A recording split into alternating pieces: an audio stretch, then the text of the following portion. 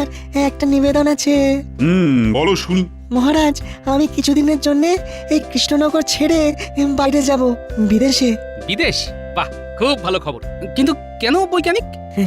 গোপাল, ওই বিদেশ থেকে বিজ্ঞান নিয়ে আলোচনা করার জন্য আমাকে ডেকেছে। আমার আবিষ্কার নিয়ে বিদেশে একেবারে শোরগোল পড়ে গেছে গো।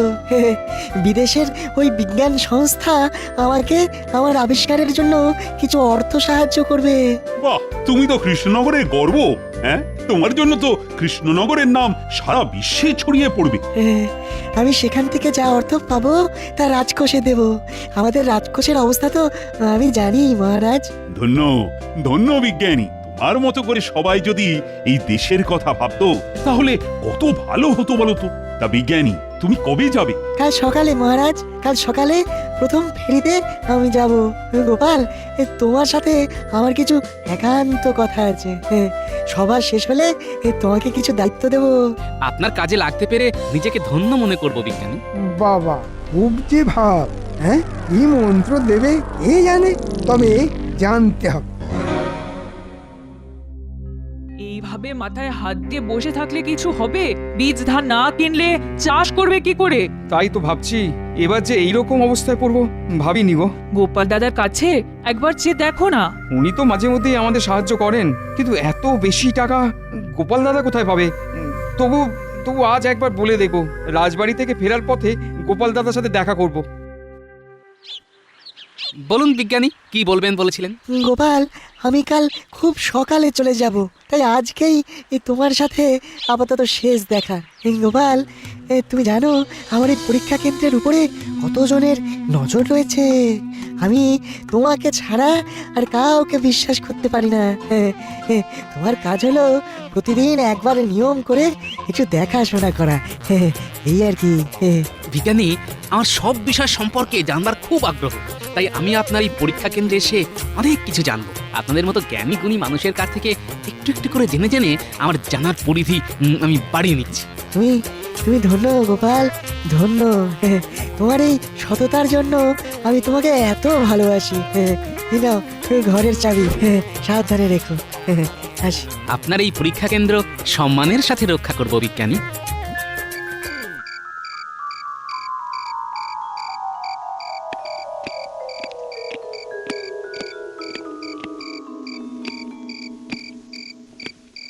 আজ এত দেরি হলো?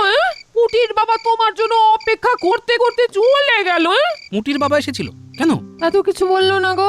যাই, একটু পুটিদের বাড়ি থেকে ঘুরে আসি, কি দরকার পড়লো দেখি। এই তো এলে, কাল সকালে না হয়ে যাবে? না গো গিন্নি, কেউ বাড়ি বয়ে এসেছিল, নিশ্চয়ই খুব প্রয়োজন। আমি যাবো আর আসবো। ও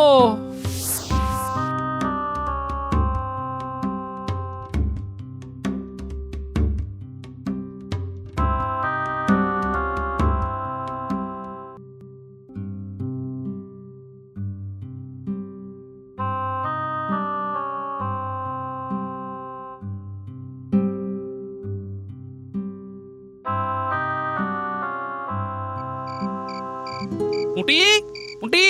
পুটি তো ঘুমিয়ে পড়েছে, ডেকে দেবো? না না, ওই পুটির বাবা আমার সাথে দেখা করতে গিয়েছিল, তাই ভাবলাম কোনো বিপদ আপদ হলো নাকি। গোপাল দাদা, বীজ ধান কেনার পয়সা নেই, আমাকে কিছু টাকা ধার দিতে পারবে? এই রে, আমার তো হাত একদম খালি, মাসের শেষ। হাতে থাকলে তো আমাকে দ্বিতীয়বার বলতে হতো না। সেটা আমি জানি, তোমার কাছে যখনই চেয়েছি তখনই পেয়েছি। তোমার কাছে থাকলে তুমি দিতে, এইটুকু আমি জানি। আচ্ছা দাঁড়াও, ঠিক আছে, আমি দেখছি মহারাজকে বলে যদি কিছু পাওয়া যায়। ঘাবড়িও না, ঘাবড়িও না। হ্যাঁ, আসি। এই কৃষ্ণনগরে বুদ্ধিমান লোক হলো তিনজন, আমি, বিজ্ঞানী আর এই গোপাল। তাই এতদিন আমার যাবতীয় ফন্দিফিকি নষ্ট হয়েছে গোপালের সাথে লেজুর ওই বিজ্ঞানী ছিল বলে। কাল থেকে গোপাল একা, কাল থেকে লড়াইটা হবে সে আনে। আর বিজ্ঞানী না থাকাটা আমাকে কাজে লাগাতে হবে, বুঝলি? রাতে পরিকল্পনা করছি, আর সেই পরিকল্পনা সফল করার জন্যে আমার চাই দুটো শক্তপোক্ত বলশালী লোক, আর তাদেরকে জোগাড় করে আনার দায়িত্ব হলো তোদের। ঠিক আছে মন্ত্রী মশাই, আমরা আপনার কথা মতো দুটো লোক এনে দেব, তারা আপনার হয়ে কাজ করবে। ঠিক আছে, তাহলে তোরা এখন আয়, কালকে লোক দুটোকে নিয়ে এসে আমার সাথে দেখা করা। ঠিক আছে মন্ত্রী মশাই।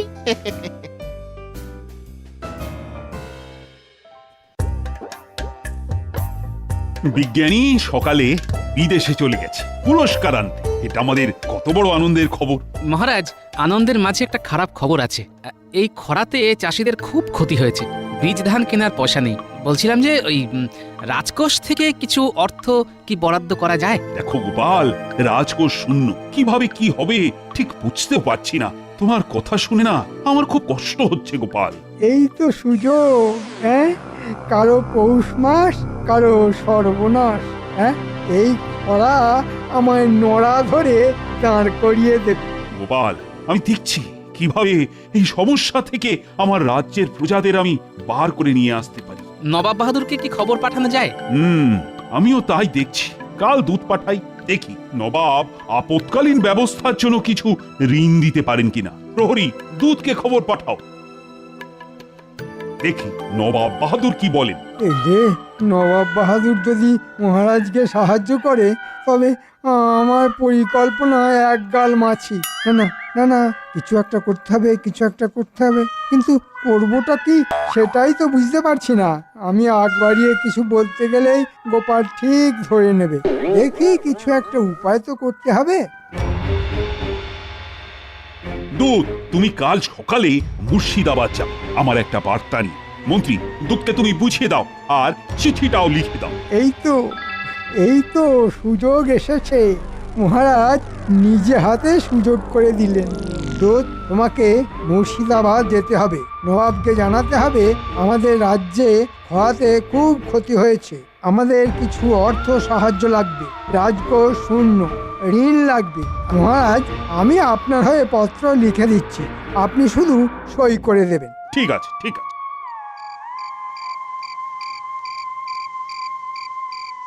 আমাদের মন্ত্রীমশাই কাজের লোক চেয়েছেন। তোমাদের এই কৃষ্ণনগরে কেউ চেনে না, সুতরাং তোমরাই কাজটা ঠিকঠাক করতে পারবে। এখন তোমরা আমার সাথে ওই মন্ত্রীমশাইয়ের বাড়ি চলো, বাকি কথা ওই মন্ত্রীমশাই বলবে। ঠিক আছে, চলো ঘটাদা, পয়সা করি ঠিকঠাক পাওয়া যাবে তো? ও নিয়ে তুমি একদম ভেবো না। ঠিক আছে, তোমাদের সাথে এই আমাদের প্রথম কাজ, দেখো শেষ কাজ যেন না হয়। আমাদের নাম কি জানো তো? ষণ্ড আর পাষণ্ড। যদি দেখি বেচাল, করবো লন্ড ভণ্ড।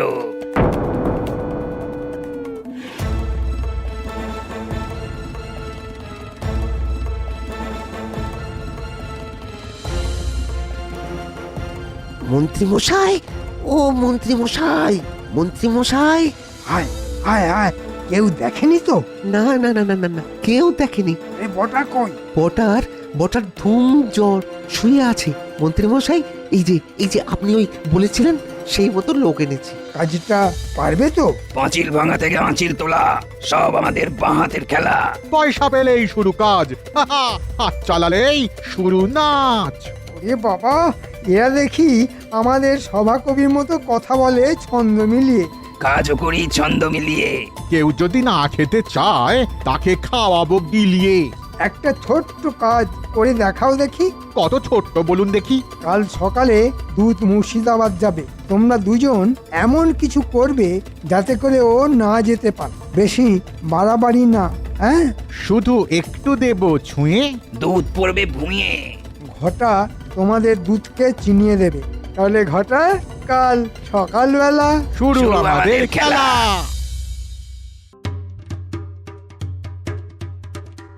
এই দুই গাছে বাঁধলাম দড়ি, দেব শুধু টান। দুধ মশাই পড়ে গিয়ে দেবে পিঠ টান।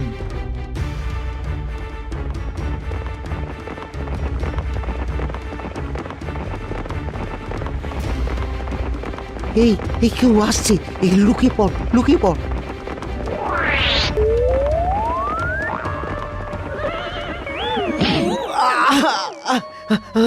ওরে বাবা রে, ও ও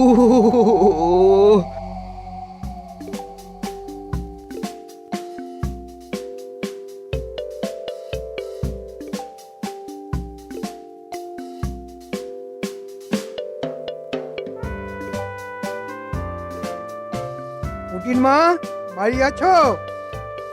ওমা, কি সৌভাগ্য! মন্ত্রীমশাই আমাদের বাড়ি। আহা, এত উত্তেজিত হবার কি আছে? শোন, তোদের খুব কষ্ট, গোপালের কাছে সব শুনেছি। শোন, আমার কাছে আয়, আমি তোর বীজ ধান কেনার পয়সা দিয়ে দেব। সত্যি বলছেন? আমি মিথ্যে বলার লোক নয় পুঁটির মা। শোন, বাড়ি আয়, টাকা নিয়ে যা। গোপাল মহারাজকে সবার কথা বলছিল, আমি দেখছি কি করে কি করা যায়। ভুলিস না, বাড়ি আসে টাকা নিয়ে যাস, আর তোর খুশি মতো যখন ইচ্ছে শোধ দিস। আপনাকে আপনাকে কি বলে ধন্যবাদ দেবো মন্ত্রীমশাই, আমি বুঝতে পারছি না। তোদের তোদের কান্না দেখে আমারও কান্না পেয়ে যাচ্ছে রে।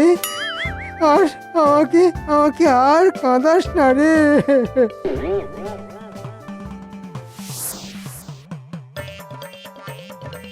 বাবা, কত জিনিস, কত আবিষ্কার! দেখি, হ্যাঁ, আতস কাঁচ। বাবা, এর গুণাগুণ সব লেখা আছে। দেখি তো, দেখি তো বইটাতে কি লেখা আছে। এই কাঁচের মধ্যে দিয়ে ছোট জিনিসকে বড় দেখায়। দেখি তো, ওরে বাবা, কি বড় লাগছে জিনিসগুলো। এটা নিয়ে যাব, বাচ্চাগুলোকে দেখাবো, ওরা খুব মজা পাবে। আর আর কি লিখেছে দেখি দেখি দেখি। হ্যাঁ, সূর্যের আলোকে এক বিন্দুতে রাখলে এটা তাপ উৎপন্ন করে। ওরে বাবা, তাই নাকি? বাইরে কি দেখবো, দেখি তো।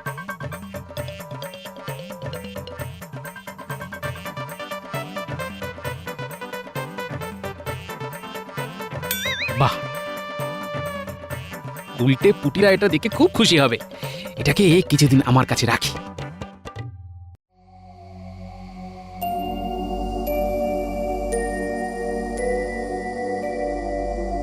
গোপাল, সর্বনাশ হয়েছে। এই দেখো দেখো, দুধের কি হাল হয়েছে। এ কি, কে করেছে? জানি না গো গোপাল দাদা, জানি না, কিছু দেখিনি গো, কিভাবে যে পড়ে গেলাম। উফ উফ বাবা রে। ও ও নাও নাও নাও, তুমি বিশ্রাম নাও। তুমি বরং সুস্থ হও, তারপর দেখছি। ওর সুস্থ হতে হতে না আমি বড় লোক হয়ে যাব। তাহলে এবার কি হবে? দেখছি কাকে পাঠানো যায়। যাকেই পাঠান মহারাজ, সবারই হাল হবে বেহাল। শোন, এই নে, এই লাল পুঁটুলিতে 100 সোনার মোহর আছে। আপনি আপনি ভগবান মন্ত্রীমশাই। নে, এইবার এই কাগজটাতে সই করে দে। কাগজে সই? এই যে টাকাটা দিলাম, একটা কিছু তো আমার কাছে রাখবো। আরে তোর কিসের চিন্তা? হ্যাঁ, বাড়িটা বন্ধক রাখছি না তো। ওরে না না, আমাকে দেখে কি তোর সুদঘর মনে হয়? হ্যাঁ, আমি তো এই রাজ্যের মন্ত্রী, রাজার পর আমিই আছি। নে নে, যা, কাল তাড়াতাড়ি বীজ ধান কিনে চাষাবাদ শুরু কর। তাহলে আমি এখন যাই।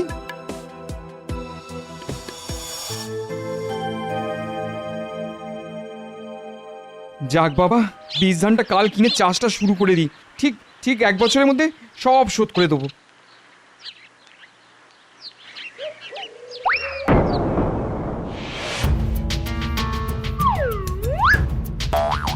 ওই ওই ওই টাকা নিয়ে ছুটি। সর্বনাশ, এই টাকা নিয়ে চলে গেল। এবার কি হবে? মন্ত্রীমশাই, আমার সর্বনাশ হয়ে গেল। আপনার দেওয়া টাকা ছিনিয়ে নিয়ে গেল। এবার আমার কি হবে? এ কি, এখানে চোর? হ্যাঁ, এ তো ভালো কথা না। দেখছি কাল রাজসভায় আমি এটা নিয়ে বলবো। তুমি শান্ত হয়ে বাড়ি যাও, আমি দেখছি। আয় আয় আয় আয় আয় আয়। এবার কি খাবো? বাড়িতে বাড়িতে কি বা খেতে দেবো?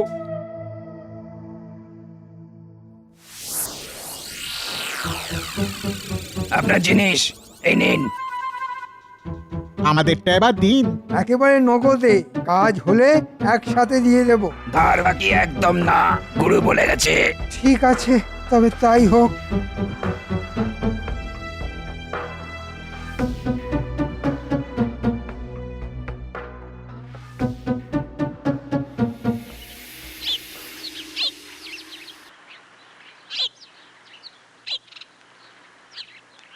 কি গো পুটির বাবা, এভাবে বসে আছো কেন? কপাল কপাল গোপাল দাদা, মন্ত্রীমশাই আমাকে 100 মোহরের একটা পুঁটলি দিলেন বীজ ধান কেনার জন্য।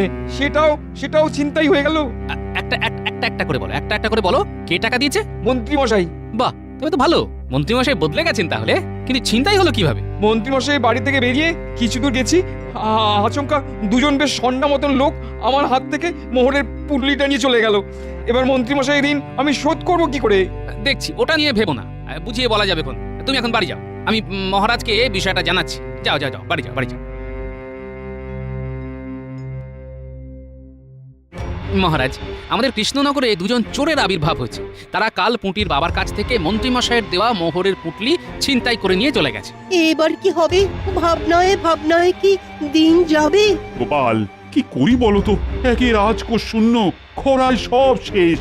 এর মধ্যে যদি ছিনতাইবাজ এসে আমার গরিব প্রজাদের চুরি করে নিয়ে যায়, তবে তারা খাবেটা কি? না না না, এ আমি কিছুতেই বরদাস্ত করব না। কিছু একটা করতেই হবে। কিন্তু মন্ত্রীর আসতে এত দেরি হচ্ছে কেন? এই, তুমি কোথায় ছিলে বলো তো মন্ত্রী? কি ভয়ঙ্কর ঘটনা ঘটে গেছে জানো? আমি সব জানি মহারাজ। কাল পুঁটির বাবা আমার কাছে এসেছিল। আমি বীজ ধান কেনার জন্য ওকে 100 মোহর দিয়েছিলাম। কি করা যায় মন্ত্রীমশাই? এভাবে তো চলতে পারে না। গোপাল, আমি এটা নিয়ে খুব চিন্তিত। এদিকে ভোলা ময়রার বড় মেয়ের বিয়ে, হাতে টাকা নেই। আমি আবার কিছু টাকা দিয়ে এলাম। ধন্য ধন্য মন্ত্রী, আমি এক সময় তোমাকে কত খারাপ কথা বলেছি। আজ মনটা সেজন্য খুব খারাপ লাগছে। সে তো দোষ করেছিলাম, তাই গালমন্দ করেছিলেন। আমাকেও ক্ষমা করে দিন মন্ত্রীমশাই, আমিও অনেক খারাপ কথা বলেছি। ভুলে গেছি সব গোপাল। এই মুহূর্তে আমাদের রাজ্য খুব খারাপ অবস্থার মধ্য দিয়ে চলছে। এখন পুরনো কিছু মনে করার সময় নেই। আমাদের একজোট হয়ে লড়তে হবে। আপনি ঠিক কথাই বলেছেন, আমাদের একসাথে একজোট হয়ে কাজ করতে হবে। ওই ছিনতাইবাজ লোক দুটোকে ধরতে হবে যত তাড়াতাড়ি সম্ভব।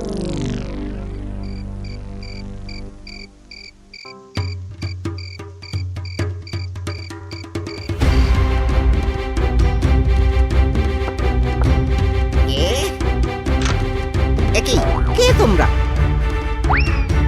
কি করছো? এই লাল পুটুলি নিয়ে ভাগছি ভাই। তোমার কথা শোনার সময় নাই। একই মানে ওই লাল পুটুলি নিয়ে ভাবছো মানে? ওটা আমার মেয়ের বিয়ের জন্য ওই মন্ত্রী মশাইয়ের কাছ থেকে ধার নিয়েছি। হ্যাঁ, তুমি ধার নিলে, আমি কেড়ে নিলুম। লাল পুটুলি নিয়ে আমরা চললুম।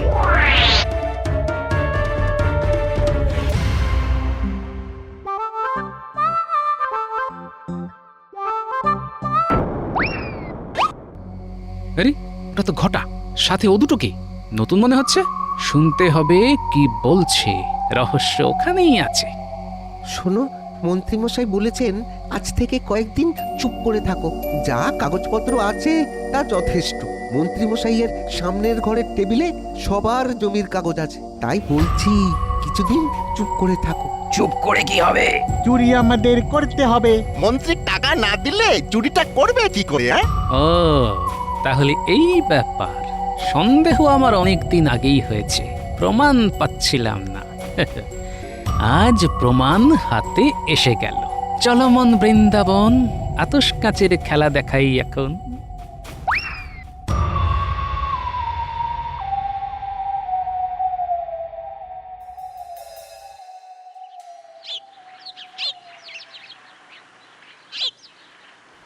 এই দেখ, এইটাকে বলে আতশ কাঁচ।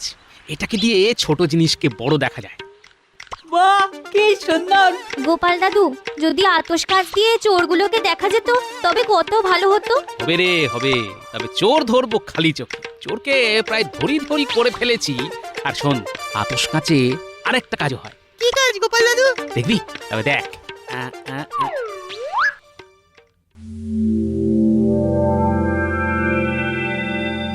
ওরে বাস! একটা কথা বলি, তোরা একটু তোদের চোখ কান খোলা রাখ।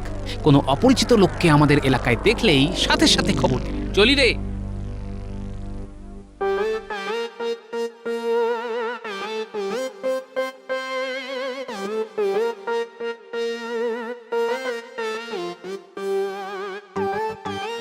উল্টে ন্যাপলা, তোরা সবাই মিলে এই আতশ কাঁচ নিয়ে মন্ত্রীর ঘরে যা। তারপর সামনের ঘরে দেখবি কাগজের স্তূপ চাপা দেওয়া আছে। আমি যেমন ভাবে শুকনো পাতা জ্বালিয়েছিলাম সেইভাবে কাগজগুলোকে জ্বালাতে হবে। পারবি তো? পারবো। উঠিমা, মনে রাখিস তোর বাবাকেও কিন্তু ঠকিয়ে কাগজে স্বাক্ষর করে নিয়েছিল ওই মন্ত্রী। কাজটা আমরা ঠিকভাবেই করব। মন্ত্রী, এই মুহূর্তে শূন্য রাজকোষে কিছু অর্থ সাহায্য করতে পারো? পারি মহারাজ, কিন্তু সেটা পেতে হলে আমার একটা কাগজে স্বাক্ষর করতে হবে। হ্যাঁ, কিসের কাগজ? এই কাগজে লেখা থাকবে আজ থেকে এই প্রাসাদ সংলগ্ন জমি সব আমার, রাজা আমি, আপনি নয়। রাজি থাকলে বলুন। পেটে পেটে এই ছি ছি ভাবতেই পারছি না। ছন্দে বলো সভাকবি, ছন্দে বলো। আনন্দে ছন্দ আসে, আপনাকে দিই। ছন্দ মিলিয়ে দিলাম, আমি ঠিক। হ্যাঁ, আমি রাজি। দাও দাও, কোথায় তোমার কাগজ? দেখাও দেখাও কাগজ। মহারাজ চলুন, আতশ কাচের খেলা দেখতে চলুন, ওখানেই না হয় কাগজে সই করবেন। গোপাল এসেছো? মন্ত্রী, খুব ভালো খেলা খেলেছিলেন মন্ত্রী মশাই, কিন্তু ওই সব ভালো তার, শেষ ভালো যার। তুমি কি বলছো? আপনার শেষটা ভালো নয় মহারাজ, কথা নয়। এখন চলুন, বিজ্ঞানী নেই, কিন্তু বিজ্ঞানীর হাতিয়ার আপনাকে বাঁচিয়েছে। চলুন, আতশ কাচের খেলা দেখবেন চলুন। সেনাপতি, বট গাছের তলায় বটা আর দুজন অপরিচিত লোক বসে আছে, ওই লোকগুলোকে বন্দি করুন। ঠিক আছে গোপাল।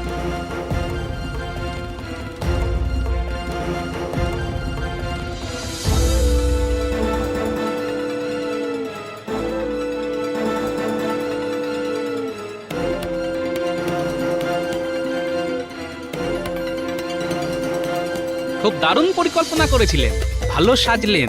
আমার মনে একটা সন্দেহ ছিল, আমিও আপনার তালে তাল দিলাম। মনে রাখবেন, আপনাকে কিন্তু আমি এক ফোঁটাও বিশ্বাস করি না। আমি জানি আপনি মহারাজের সব সময় ক্ষতি চান। গোপাল, গোপাল, তোমাকে যে কিভাবে ধন্যবাদ দেব? মহারাজ, আমি আমার দেশকে ভালোবাসি, দেশের থেকে প্রিয় আমার কাছে কেউ নয় মহারাজ। গোপাল, তুমি সবার সেরা, বিশ্বজোড়ার নাম। গোপাল, তুমি এই পৃথিবীর শ্রেষ্ঠতম দান। জয় জয় গোপালের জয়, জয় গোপালের জয়, জয় জয় গোপালের জয়।